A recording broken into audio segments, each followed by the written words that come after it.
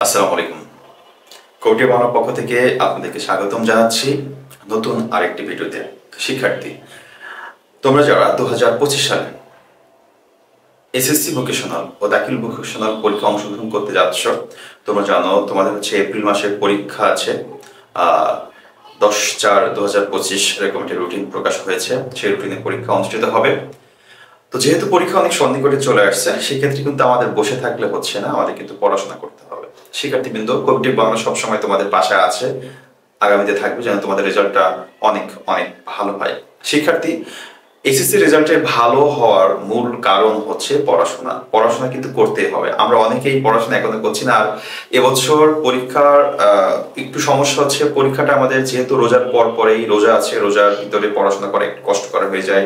রোজা রেখে নামাজ কালাম সবকিছু মিলাই আবার ঈদের জন্য আমরা ব্যস্ত হয়ে যাই। যারা ব্যবসা নিয়ে আছি তাদের জন্য তো অনেক সোটা পড়াশোনা করাটা, আবার ঈদের পরই কিন্তু একটু পরীক্ষা।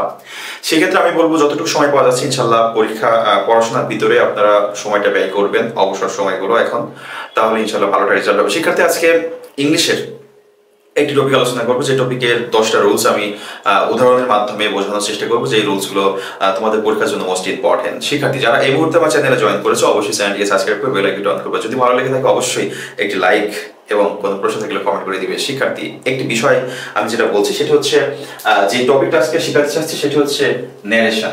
এই ন্যারেশনে আমি জাস্ট 10টা উদাহরণ করব, প্র্যাকটিস করবে, এক্সাম্পল করবে। 10টা উদাহরণের ভিতরে যে রুলস গুলো আছে সেই রুলস গুলো ফলো করলে ইনশাল্লাহ পরীক্ষায় কমন আসবে। তো আমরা প্রথমেই যে রুলসটা দেখছি সেটি হচ্ছে, 1 নম্বর যেটা দেখছি সেটা হচ্ছে she said I was ill yesterday। হ্যাঁ, তো she said এটা আমরা কি বলি, রিপোর্টিং ভার্ব বলি। আর এটাকে বলা হয় কমা ইনভার্টেড কমা। এটা কমা, এটা ইনভার্টেড কমা, এখানে একটি ইনভার্টেড কমা হবে। আর এটাকে বলা হয় রিপোর্টিং স্পিচ। তো এই ন্যারেশন করার জন্য মূল জিনিসটা হচ্ছে কি, আমি বলি সাবজেক্ট কাকে ফলো করবে, অবজেক্টকে ফলো করবে নাকি ফার্স্ট পারসন থাকলে কাকে ফলো করবে, সি থাকলে কাকে ফলো করবে, আই থাকলে কাকে ফলো করবে, ইউ থাকলে কাকে ফলো করবে, এটা একটু জানতে হবে। আর কমা ইনভার্টেড কমা উঠে কি হবে সেটা জানতে হবে। এবং এখানে কিছু অক্সিলারি ভার্ব থাকে, যে অক্সিলারি ভার্বগুলো চেঞ্জ হয়। আমি উদাহরণের মাধ্যমে দেখাচ্ছি, একটু খেয়াল করবে। দেখো, এখানে রিপোর্টিং যেই ভার্ব ছিল সেই রিপোর্টিং ভার্বের অবজেক্ট নাই। যেমন দেখো 2 নম্বরটা, হি সেড টু মি, এই টু মিটা হচ্ছে অবজেক্ট। হ্যাঁ, তো এখানে কিন্তু রিপোর্টিং অবজেক্টটা নাই রিপোর্টিং ভার্বে, সেই ক্ষেত্রে হি সেড তুমি বসিয়ে দিবা। নরমাল যে সেন্টেন্স গুলো আছে, বিশেষ করে আমরা যে সেন্টেন্সটা প্রথমে দেখছি আই ওয়াজ ইল yesterday, এটা কিন্তু অ্যাসার্টিভ সেন্টেন্স। অ্যাসার্টিভ সেন্টেন্সের কমা ইনভার্টেড কমা উঠে দ্যাট বসে, আমি দ্যাট বসিয়ে দিলাম। এবার আসতেছি এটার পরিবর্তনের কাজ।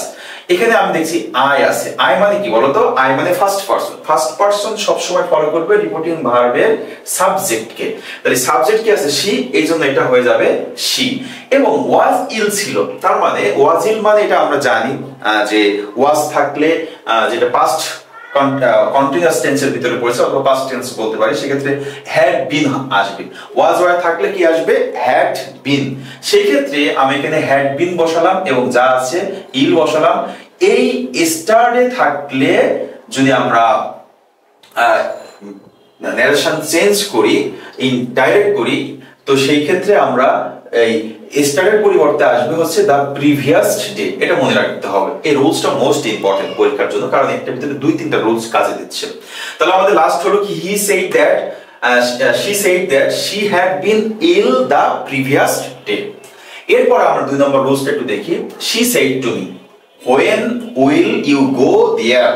তো when will you go there, সেই ক্ষেত্রে আমরা দেখছি এই সেন্টেন্সটা হচ্ছে ইন্টারোগেটিভ সেন্টেন্স এবং এখানে রিপোর্টিং অবজেক্টও কিন্তু রয়েছে। এই জন্য আমরা ইন্টারোগেটিভ সেন্টেন্স গুলো থাকলে আমরা রিপোর্টিং ভার্বকে পরিবর্তন করব আস্কড দিয়ে। তাহলে কি হবে? হি আস্কড হিম। হিম কেন আসলো আমরা একটু দেখি। ইউ আছে, তাই না? ইউটা ফলো করবে কাকে? এখানে আস্কড, এটা একটু আমরা একটু পরিবর্তন করি। এখানে আস্কড মি হবে, যেহেতু অবজেক্ট আমাদের এখানে মি আছে। ওকে, আস্কড মি।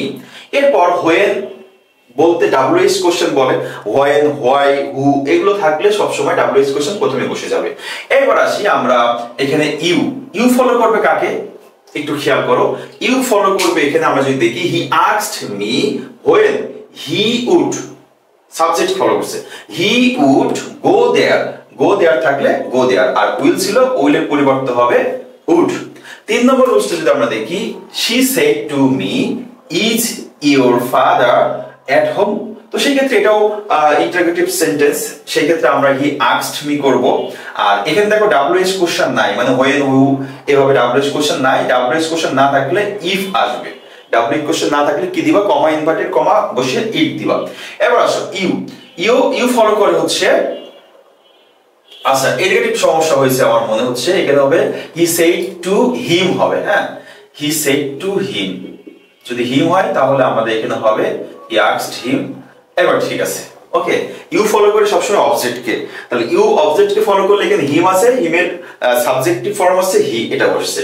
এবার আসে ইউ, ইউ ফলো করবে কিন্তু এই অবজেক্টকে, অবজেক্ট কি আছে মি, মি এর অবজেক্টিভ ফর্ম হচ্ছে মাই, তাহলে কি হলো if my father was at home, কারণ ইজ ছিল, ইজের হচ্ছে ইজ পরিবর্তন হয়ে হবে হচ্ছে ওয়াজ, তাহলে হবে my father was at home. Okay 4 নম্বর রুলস দেখি, I said to the boy may you live long, এটা যদি আমরা একটু দেখি, তো এটা আমরা মে ইউ লিভ লং মানে তুমি দীর্ঘজীবী হও, তাহলে এটা কি প্রার্থনা করা বুঝিয়েছে, এজন্য এটা আমরা এই ইনভাইটেড যে ভার্ব আছে রিপোর্টিং ভার্বটার পরিবর্তে আমাদের প্রেয়ার হবে, আই প্রেয়ার্ড দ্যাট, আমি prayer that the boy might live long. Okay এরপর আমরা দেখছি teacher, the teacher said, honesty is the best পড়েছি, টিচার কি করলো সেড, নরমালি সেড আর কমা ইনভার্টেড কমা দ্যাট আসলো, অনেস্টি ইজ দ্য বেস্ট বলেছি, কারণ এটা হচ্ছে একটা প্রবাদ বাক্য, প্রবাদ বাক্য এভাবে দ্যাট দিয়ে পরিবর্তন করে জাস্ট প্রবাদ বাক্যটা বসায় দিলেই হবে, কিন্তু কোনো পরিবর্তন নাই। 6 নম্বর রুলসটা যদি আমরা দেখি, যে I said to my mother let me sleep now, তাহলে এখানে I said to my mother, আমি মাকে বললাম যে ঘুমানোর জন্য, প্রপোজ করলাম, এজন্য I propose to my mother, that হবে কমা ইনভার্টেড কমা উঠে যে এই, এটা ফলো করবে সব সময় সাবজেক্টকে, এজন্য আই আসছে, আর লেট থাকলে হয় শুড, স্লিপ নাও, নাও থাকলে নাও এর পরিবর্তে হয় দেন। ওকে এরপর 7 number, Kabir said to me you were sick, you were sick, তাহলে কবি টোল্ড মি, এখানে রিপোর্টিং যে ভার্ব রয়েছে এবং অবজেক্ট আছে, অবজেক্ট থাকলে সেইটা পরিবর্তন করে টোল্ড করতে হয়, তাহলে কবি টোল্ড মি দ্যাট, এই ইউ ফলো করবে কাকে, এই অবজেক্টকে, মি আছে এজন্য আই হয়েছে, ওয়্যার থাকলে কি হবে হ্যাড, আমি কিছু আগে বললাম ওয়াজ, ওয়্যার থাকলে কি হয় হ্যাড হয়, হ্যাড বিন হয়, তাহলে হ্যাড বিন সিক হয়ে গেল। 8 নম্বর হচ্ছে he said good morning my friend, এই said good morning, good morning থাকলে আমরা অবশ্যই তাকে উইশ করছি, এজন্য আমরা বলা হবে he wished good morning to his friend, এই মাই ফলো করবে কাকে সাবজেক্টকে, এজন্য সাবজেক্ট হি আছে এজন্য আসছে হিজ।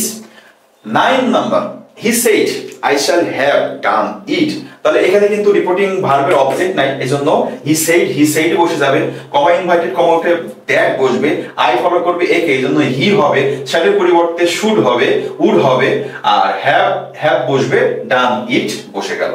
এরপর last one, the boy said what a fool you are, এটা হচ্ছে এক্সক্লেমেটরি সেন্টেন্স, এইজন্য এটা হবে দ্য বয় এক্সক্লেইমড উইথ সরো, যেহেতু দুঃখের সাথে বলছে কি তুমি কতই না একটা বোকা, এইজন্য the boy exclaimed with sorrow that হি, এই ইউ ফলো করবে আমাকে, এটা যেহেতু